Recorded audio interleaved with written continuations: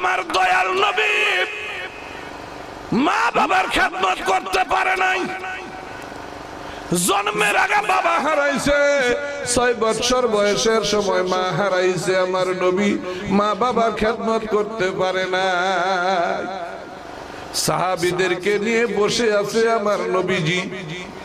একটা মহিলা আমার নবীজির দিকে আসতেছে। ওই মহিলাকে দেখার সাথে সাথে নবী বসা ছিল, উঠে দাঁড়াইলেন। মহিলা নবীর পার্শ্বে এসে দাঁড়াইছে। আমার নবী তার মাথার রুমালটা ওই মহিলার জন্য জমিনের মধ্যে বিছাইয়া দিছে। মহিলা ওই রুমালের উপর উঠে বসছে। আমার নবীর সাথে কথা বলে রওনা হয়ে যায়। সাহাবী চিনে নাই, জানতে চায় কে এই মহিলা।